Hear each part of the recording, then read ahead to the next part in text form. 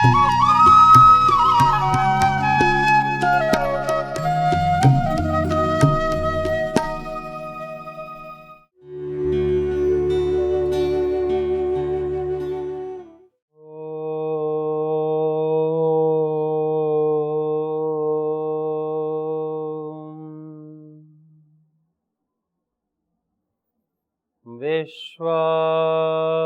देव सवितर्दुरितानि परासुव यद्भद्रं तन्नयासुव। ॐ शान्ति शान्ति शान्तिः। नमस्ते।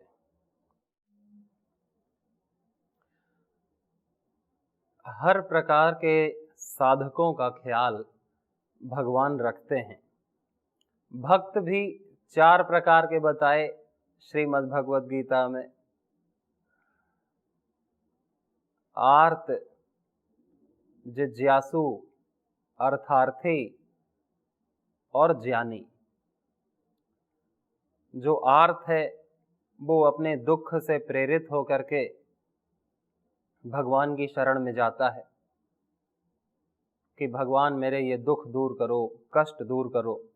भगवान की भक्ति करता है, वो आर्त है। जिज्ञासु है, जानने की इच्छा से, स्वयं को जानने की इच्छा से, इस संसार को जानने की इच्छा से, भगवान को जानने की इच्छा से भगवान की शरण में जाता है, भक्ति करता है, वह जिज्ञासु है। अर्थार्थी, अर्थ की कामना लेकर के, वस्तुओं की कामना लेकर के भगवान की शरण में जाता है कि भगवान मुझको ये दिला दो, ये दिला दो, मेरी ये कामना मनोकामना पूरी कर दो। ज्यादातर अर्थार्थी ही हैं, तो वो अर्थार्थी प्रकार का भक्त है। और एक भक्त है जो निष्काम है, प्रभु पर पूर्ण श्रद्धा रख करके भगवान की भक्ति करता है। कुछ चाहता नहीं, कोई दुख नहीं, कोई जिज्ञासा नहीं, तृप्त है, संतुष्ट है और भगवान की भक्ति करता है। वह ज्ञानी भक्त कहलाता है। और चारों में ज्ञानी श्रेष्ठ है। भगवान ने कहा है कि ज्ञानी तो मेरी आत्मा ही है। वो व्यक्ति दुर्लभ है जिसको हर जगह वासुदेव की ही सत्ता दिखती हो, ईश्वर का ही प्रकाश, ईश्वर की ही दिव्यता, ईश्वर का ही ज्ञान हर जगह, हर वस्तु में, हर व्यक्ति में, हर परिस्थिति में, कण कण में जिसको ईश्वरत्व दिखाई देता है। वासुदेवः सर्वमिति, वो महात्मा सुदुर्लभ बताया कि वो अच्छी प्रकार से दुर्लभ है। और भगवान चाहते हैं कि हम सब सुदुर्लभ महात्मा बन जाएं, ऐसे महात्मा बन जाएं जो बहुत दुर्लभ होते हैं। लेकिन जब हम हो जाएंगे तो फिर दुर्लभ नहीं होगा, वो तो हर जगह मिलेगा। ये देखो, ये भी सुदुर्लभ महात्मा है, ये भी भगवान को हर जगह देखता है, ये भी भगवान को हर जगह देखता है। जहां नजरें घुमाएंगे वहीं ऐसे भक्त होंगे जो भगवान को हर जगह देखेंगे। तो ये धरती कितनी जल्दी सतयुग आ जाएगा, यानी कि कितनी जल्दी दिव्यता आनंद से भर जाएगी। ये धरती सद्भाव से भर जाएगी जब हम ऐसे हो जाएंगे कि जो भगवान को हर जगह देखने वाले हों। और फिर भगवान ने कहा, यो माम पश्यति सर्वत्र सर्वम चाहि मयि पश्यति तस्याहम न प्रणश्यामि सच में न प्रणश्यते। कि जो मुझे हर जगह देखता है, मैं भी उसको देखता रहता हूं। मैं उसके लिए कभी अदृश्य नहीं होता और वो मेरे लिए अदृश्य नहीं होता। जिस तरह हम भगवान को देखते हैं उसी तरह भगवान हमें भी देखते हैं, क्योंकि एक ही हैं। जैसे शीशे में, आईने में, मिरर में हम देखते हैं अपनी छाया को, तो छाया किसे देखती है? हम तो अपने इमेज को देखते हैं। हमारी इमेज किसे देखती है? वो भी तो हमें को देखती है। हमारी आंख उसकी आंख को देखती है, उसकी आंख हमारी आंख को देखती है। जीव और आत्मा मूल में, सत्तात्मक में तो एक ही हैं। तो हम ईश्वर को देखेंगे तो ईश्वर किसे देखेगा? ईश्वर हमें देखेगा। ईश्वर के नयन तो हजारों हैं। सहस्र शीर्षः पुरुषः सहस्राक्षः सहस्रपाद स्वभूमिं सर्वतो स्पृत्वा अत्यतिष्ठत् दशांगुलम् पुरुषे वेदं सर्वं यद्भूतं यच्च भाव्यं यच्च त्रिकालातीतं तदपि ओंकार एव। एतावानस्य महिमा अतो ज्यायांश्च पुरुषः पादो अस्या विश्वा भूतानि त्रिपादस्या अमृतम दिवि। हर जगह उसकी आंख है, हर जगह उसके कान हैं। पग बिनु चलत सुनत बिनु काना, कर बिनु कर्म करत विधि नाना। ऐसा रामचरितमानस में भी संत तुलसीदास जी ने भगवान की महिमा में बहुत कुछ लिखा। वेदों में ही बताया कि भगवान हर जगह है, कहाँ नहीं है। कमी है तो उस आंख की जो सत्य देख सके, और सत्य है हर जगह, छुपा हुआ नहीं, प्रकट है। जो हम देख रहे हैं वो सब सत्य है, कुछ असत्य नहीं है। किस भाव से हम देख रहे हैं वो दूसरी बात है। मान लो रस्सी है तो रस्सी सत्य है। अब हम रस्सी को भाव देख रहे हैं कि ये तो सांप लटका हुआ है, तो वो भाव गलत हो सकता है, लेकिन रस्सी तो सच में है ना। अब रस्सी को हम सांप मान लें, हमारा भाव गलत है, तो हमको डर लगेगा, हाई बीपी हो जाएगा, टेंशन हो जाएगी, पसीने निकलेंगे। और रस्सी को हम माला मान लें कि ये तो माला लटकी है, तो हम इनको कुछ भी मान सकते हैं, लेकिन मानने से वस्तु परिवर्तित तो नहीं होगी ना। मानने से वस्तु नहीं बदलेगी, मानने से हमको गलत मानने से हानि जरूर होगी। रस्सी को रस्सी नहीं मान करके रस्सी का सदुपयोग नहीं कर पाएंगे। रस्सी से जो काम हम ले सकते थे वो नहीं ले पाएंगे, क्योंकि हमको तो माला दिख रही है या हमको सांप दिख रहा है। सांप देखने से रस्सी जहरीली तो नहीं होगी, माला देखने से रस्सी से सुगंध तो नहीं आएगी। फिर हानि क्या होगी? हम रस्सी का उपयोग नहीं ले पाएंगे कि हम रस्सी को कहीं बांध सकें, कहीं उस पे कपड़े टांग सकें उसको लगा करके, क्योंकि हमको तो पता ही नहीं कि वो रस्सी है, हम तो कुछ और ही मान रहे हैं। इसी तरह जगत को भगवान ना मान करके, जगत को भगवती ना मान करके, जगत को आदर ना दे करके, जगत की सेवा ना करके, जगत के प्रति उदार ना हो करके, सद्भाव ना रख करके हम हानि करते हैं। किसकी? जगत की नहीं। उस रस्सी की हानि थोड़ी हुई, हमने उसे गलत माना। जगत तो रहेगा ही, भगवान का रूप है। हमने किसकी हानि की? अपनी हानि की। आत्मा की हानि होती है, आत्मा योग भ्रष्ट होती है, और योग भ्रष्ट होकर के आत्मा इधर उधर भटकती है।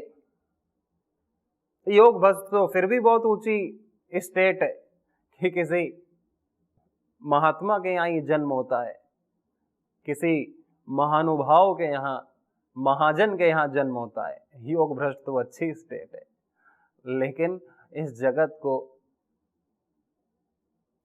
जगत भी नहीं मानते, इस जगत को केवल अपने सुख की सामग्री मानते हैं, वो आत्मा तो भ्रष्ट हो जाती है और नरक में जाती है। अंधम तमः प्रविशन्ति अविद्याम उपासते, अंधम तमः प्रविशन्ति ये संभूतिम उपासते, नरक में जाते हैं, नरक में जाते हैं।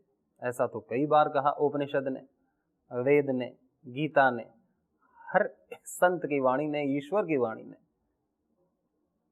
कि जगत को ईश्वर मान लो और इस जगत से प्रेम कर लो, या चलो जगत को जगत ही मान लो और इसके प्रति उदार हो जाओ कि ये जगत कितना उदार है हमारे प्रति। ये जगत बिना मांगे प्रकाश दे रहा है, बिना मांगे हवा दे रहा है, बिना मांगे पानी दे रहा है, इस पे कोई टैक्स नहीं लगाया है, कभी अहंकार नहीं करता, कभी हमें छोटा नहीं दिखाता कि मैं तुझे पानी दे रहा हूं, तेरे पास पानी नहीं है। हम किसी को दान देते हैं तो उसको छोटा महसूस हो जाता है कि अरे ये कितने बड़े हैं, काश मैं भी बड़ा होता, मैं छोटा हूं, ये दे रहे हैं, नमस्कार, पैर छूता है। हम किसी को देते हैं कुछ भी, छोटी चीज भी दिए तो हम दाता बन जाते हैं और वो भिखारी बन जाता है। लेकिन ये जगत हमको कुछ भी देता है तो ना तो ये दाता बनता है, ना तो हम भिखारी बनते हैं। इस भाव से देता है, इस कला से देता है कि जैसे ये हमारी ही चीज हमें लौटा रहा हो। हमको कोई भिखारी का भाव नहीं आता जब हम सांस लेते हैं, तो हम हक से लेते हैं कि मेरा हक है सांस लेना, मैं जी रहा हूं, सांस ले रहा हूं। हम धूप लेते हैं तो हमारे मन में कोई छोटा भाव नहीं आता कि मैं भिखारी हूं, सूर्य हमें रोशनी दे रहा है, कितनी कृपा कर रहा है। हम हाथ नहीं जोड़ेंगे, गाली भी देंगे तो भी हमको वही चीज मिलती है, सूर्य रोशनी देता ही है। हम पूरे हक से, जैसे हम अपनी ही चीज ले रहे हो। हम भोजन लेते हैं इस धरती से, अन्न आता है, सब्जी उगती है, उसे उखाड़ते हैं, काटते हैं, खा लेते हैं। हम धन्यवाद भी नहीं करते और फिर सोचते हैं कि किसका धन्यवाद करें, ये तो मेरा हक है, ये तो मेरा है, मैंने उगाया है। जैसे हमने उगाया हो। हमने उगाया है कि धरती ने उगाया है? धरती ना उगाती तो हम उगा लेते। हमने तो बस बीज बोया और काट लिया। ना बीज हमारा, ना मेहनत हमारी, काटने और खाने वाले हम। और आजकल तो हमें काटना और बोना भी नहीं पड़ता है, कोई और हमारे लिए बोता है, कोई और हमारे लिए मेहनत करता है, कोई और काटता है, कोई और बनाता है और हम खा लेते हैं, पूरे अधिकार से खाते हैं। किसी का धन्यवाद नहीं करते, अपने आप को भिखारी अनुभव नहीं करते, इस जगत को दाता अनुभव नहीं करते। यही तो देने वाले की श्रेष्ठता है, कला है, गुण है, कृपा है कि ये जगत अपने आप को कभी दाता नहीं बनाता। ये भगवान जो इतना कुछ दे रहा है, जिसने ये पूरा जगत, ये शरीर, माता पिता सब दिए हमें, उसने कभी ये नहीं अनुभव कराया कि मैं दाता हूं और तुम कुछ नहीं हो। और हम किसी को दान देते हैं तो हम अहंकार में रहते हैं कि मैंने दिया, और उसको 4 जगह बताते भी हैं। एक व्यक्ति की फोटो देखी, कोरोना काल में अस्पताल में 20 लोग मिल करके एक केला दे रहे थे एक रोगी को और फोटो खिंचा रहे थे। फोटो खिंचाने के लिए हम दाता बन जाते हैं, नाम लिखाने के लिए सोशल मीडिया पर, पेपर पर या किसी दीवार पर कि ये मैंने दिया है, ये याद रहे, जो यहाँ रहने आए वो भी पढ़े कि ये चंद्र प्रकाश जी ने दान दिया यहाँ पर, उसकी वजह से ये घर बना, मैं रह रहा हूँ। चंद्र प्रकाश जी की बहुत बड़ी कृपा जो ये भवन बनाया, आने वाली पुश्तें भी याद रखें इसको। मैं मर जाऊं फिर भी लोग मेरा उस शरीर का नाम लेते रहें जिस शरीर में रह करके मैंने घर बनाया था। ना वो शरीर मेरा, ना वो घर मेरा। आत्मा को भूल जाते हैं, आत्मा का नाम नहीं लिखाते। आत्मा का नाम क्या है? आत्मा तो परमात्मा ही है। आत्मा तो शुद्ध है, आत्मा की कोई कामना नहीं। ये सारी की सारी कामनाएं ये हमारे दिमाग का व्यापार है। तो इस जगत को जगत भी मान लें कि, और इस जगत को देखें कि कितना उदार है हमारे प्रति, हम भी उदार हों इसके लिए, तो हम उदार हो जाएंगे। हम फिर कंजूसी नहीं करेंगे अपनी जान लगाने में भी। इस जगत की सेवा में, भूखे प्यासे रहने में भी, अपनी जान भी चली जाए फिर भी इस जगत को सुंदर बनाने में, सुख देने में हम एक नहीं अनंत जीवन लगा देंगे। जैसे ये जगत अपना जीवन लगा रहा है मेरे लिए, सब कोई जी रहा है मुझे सुख पहुंचाने के लिए, मेरी उन्नति के लिए, मेरे मोक्ष के लिए, मुझसे भगवत्ता निकालने के लिए, मेरी प्रसन्नता के लिए सब जी रहे हैं। भगवान ही सब कुछ बना हुआ है, ये बस देखने का ही दृष्टि है। बाकी कोई इस तरह से देखेगा कि सब अपना अपना जी रहे हैं। इस तरह से भी देख सकते हैं कि हर जगह भगवान ही अपना रोल प्ले कर रहा है, तटस्थ है कि मैं अपना रोल प्ले करूं। यदि मुझ में बहुत करने की ललक है तो मैं इस जगत के प्रति अत्यंत उदार होकर के इस जगत की सेवा करूं। उदार होने से हम जगत के काम आ जाते हैं, और निष्काम होकर के उदार हुए, निष्काम होकर के सेवा की, तो निष्काम होने से हम स्वयं के काम आ जाते हैं। और निष्काम और उदारता के साथ प्रेम पूर्वक सबकी सेवा की, तो प्रेम के दाता बनने से हम ईश्वर के काम आ जाते हैं। और ईश्वर और जगत और स्वयं के काम आ गए तो इस जीवन को सार्थक कर दिया, इस जीवन को अर्थपूर्ण कर दिया, इस जीवन को सफल कर दिया। और यदि किसी के जीवन में बहुत आलस्य है, प्रमाद है, तो वह अपने जीवन को इससे ऊपर उठाए, अपने दोषों से ऊपर उठाए। किसी के जीवन में बहुत दोष हैं, दुख हैं, ग्लानि है, कष्ट है, तो वो ईश्वर की भक्ति करके, स्वाध्याय करके, सत्संग करके, ध्यान पूर्वक इन सारी चीजों को दूर हटाए। कि इस दुनिया में कोई भी ऐसी चीज नहीं है जो आत्मा को दबा सके। इस दुनिया का पूरा दुख भी छोटा पड़ जाएगा आत्मा के आगे। आत्मा का प्रकाश, आत्मा की दिव्यता, इस धरती का सारा दुख झूठा है, माना हुआ है। हम माने तो दुखी हैं और ना माने तो दुखी नहीं है। हम माने तो सुखी हैं, ना माने तो सुखी नहीं है। कोई सुख दुख होता थोड़ी है कि ये सुख आया अंदर घुस गया। कोई डॉक्टर किसी मरीज को सुखी कर सकता है क्या कि उसने सुख लाया उसके अंदर डाल दिया? कोई वैद्य किसी दुखी को सुखी और सुखी को दुखी नहीं कर सकता। ये व्यक्ति के स्वयं हाथ में है कि वो क्या मान रहा है अपने आप को। मानने का सुख है और मानने का ही दुख है। और मान करके ही कोई सुखी होता है और मान करके कोई दुखी होता है। सारी दुनिया व्यक्ति के विपरीत भी हो, लेकिन व्यक्ति अपने आप को सुखी माने तो ये दुनिया उसे दुखी नहीं कर सकती। और सारी दुनिया भी किसी व्यक्ति को सुख देना चाहे और व्यक्ति अपने आप को दुखी माने बैठा है, तो सारी दुनिया भी उसे सुख नहीं दे सकती, उसका दुख दूर नहीं कर सकती। इस संसार क्या ईश्वर ही नहीं कर सकता। हम अपने आप को दुखी, अज्ञानी, मूढ़, आलसी माने बैठे हैं, तो भगवान की कृपा भी नहीं होती। भगवान तो चाहता है कृपा करना, भगवान तो चाहता है अपना बनाना।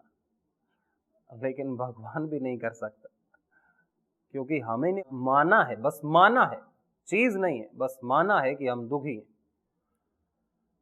तो बस सारे कष्ट दूर हो जाते हैं मानने मात्र से, कुछ करने से नहीं, मानने मात्र से।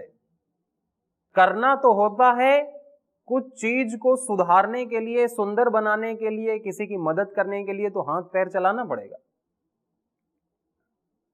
लेकिन जो चीज मानने से सुधर रही है तो वो करने से कैसे सुधरेगी? कुछ करके व्यक्ति सुखी नहीं होगा कि हम सोचते हैं हम कुछ कर लेंगे तो हम सुखी हो जाएंगे, हम कुछ बन जाएंगे तो हम सुखी हो जाएंगे। कितने लोग बन करके भी दुखी हैं, करके भी दुखी हैं। और कुछ उल्टा सोचते हैं कि हम कुछ नहीं करेंगे तो दुख से बच जाएंगे, कि हम शादी ब्याह नहीं करेंगे तो हम दुख से बच जाएंगे, हम बिजनेस नहीं चलाएंगे तो बिजनेस के झंझटों से बच जाएंगे। ना तो कोई झंझट से बच पाया, ना कोई दुख से बच पाया। जिसने इसलिए विवाह नहीं किया कि विवाह में तो बड़ा झंझट है, बड़ी जिम्मेदारी है, तू मैं नहीं करूंगा, तो क्या उसके जीवन से झंझट, दुख और झगड़े समाप्त हो गए? झगड़े तो जहां व्यक्ति है वहां होंगे ही। जहां व्यक्ति दो लोग हैं, व्यक्ति अकेला भी है तो उसका मन से उसकी लड़ाई होती रहती है। मन चाहता है भोगना, लेकिन भोगने के लिए कोई वस्तु नहीं है तो मन दुखी होता रहता है। व्यक्ति अकेले भी जाएगा कहीं साधना करने तो भी दुखी रहता है, उसको संसार खींचता रहता है।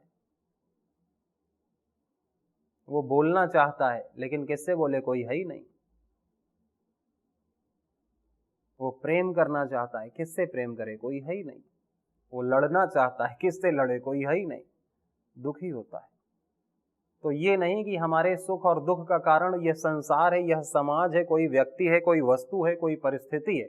न तो कोई हमारे सुख का कारण है, न तो दुख का कारण है, क्योंकि ये मानी हुई चीज है, सुख भी और दुख भी। और मानने वाला कौन है? ये मन। ये ध्यान से, समाधि से, समझ से, विवेक से यदि आज मान ले कि मुझ में कोई दुख नहीं है तो दुख नहीं है। आज मान ले कि मैं आनंद से भरा हूं तो आनंद से भरा हुआ हूं। आज मान ले कि ईश्वर मेरे साथ है, अंग संग है, तो ईश्वर साथ है, अंग संग है। ईश्वरत्व शक्ति सर्वव्यापक है। लेकिन हम मानने को तैयार नहीं होते, सत्य को सत्य मानने को तैयार नहीं होते, और असत्य को असत्य मानने को तैयार नहीं होते। हम सत्य में असत्य को देखते हैं और असत्य में सत्य को देखते हैं। ये हमारी दृष्टि है। विपर्यय, विपर्ययो मिथ्याजान अतद्रूप प्रतिष्ठितम। हम चूहे को बिल्ली मान करके उसको दूध पिला रहे हैं, और बिल्ली को चूहा माने उसको मार रहे हैं। यानी कि भगवान, संसार और स्वयं, ये तीन चीज। लेकिन हम कुछ का कुछ मानते हैं, उसी को कहते हैं प्रज्ञा अपराध, दृष्टि दोष। और इसी से हमारी समस्या कभी खत्म नहीं होती, क्योंकि समस्या किसी वस्तु से नहीं है, व्यक्ति से नहीं है, भगवान से नहीं है, जगत से नहीं है। समस्या है मानने की, कि हमने अपने आप को दुखी मान रखा है, दोषी मान रखा है, और हमने दूसरों को भी दोषी मान रखा है।